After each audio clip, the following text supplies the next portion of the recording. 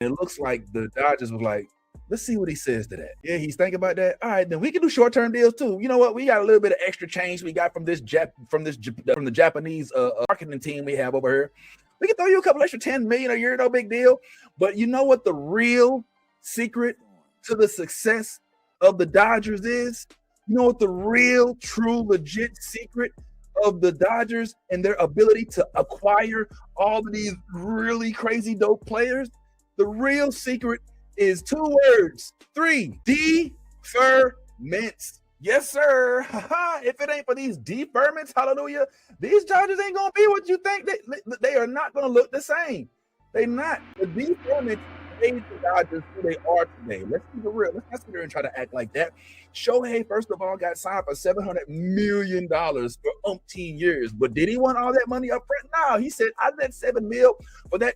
If that was it, 70 mil AAV, just give me 2 mil. The rest of that money, I want you to spread it out so that you ain't got all the pressure weighing on me like it was in Anaheim. So it's not just 2 good players and then a bunch of I don't want to call them scrubs, but a bunch of folks that are still on the upward tick outside of me. This is why the Dodgers are killing it. They're not out there trying to stretch players, give them all they want right now. They're convincing folks, look, not only are we a winning organization, not only if you leave us, which hopefully you don't, but if you do, will you leave better and with rings under your belt, but you also will be giving us an opportunity to make it so that the winning culture of LA maintains its high standards.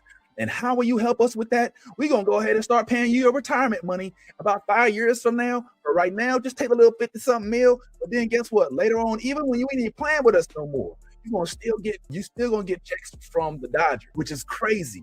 I mean, outside of the fact, obviously, they're still just the winningest team. And you always want to be around the winningest team, right? Because, hey, there's a lot of cats on that team like Justin Dean who played just a little bit in the playoffs, but now have a ring under their belt, you know, kind of like the one that Teo got from the Astros.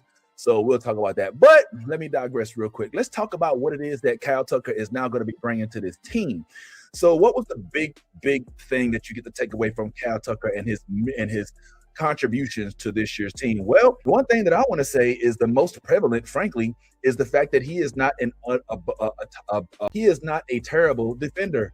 Unfortunately, the defender that they have right now, Teoscar Hernandez, who's one of my favorite players, frankly, but Teo just did not seem to have this kind of defense, the ability to jump out there, run as fast as you can, slide, get that ball, throw it, and then make it look like it wasn't even that big of a deal. You know what I'm saying? Like, everybody don't have that kind of talent, especially Teo. We saw last year, Teo frankly looked out of his league, out of his depth when he was out there in the outfield, especially in right field. Now, we know when it's the left field, he was a little less under pressure, but they gave Conforto the left field, put Mookie on the shortstop, and then they had Teo over there in the right field, which frankly probably cost them a game or two in the playoffs because there was a couple instances where Teo just could not or would not get to the ball at the right time. Andy Paez had to run it down for him, and that just kept happening. The bat's still the same. Teo bat ain't going nowhere. In fact, I believe that's what they're paying him for.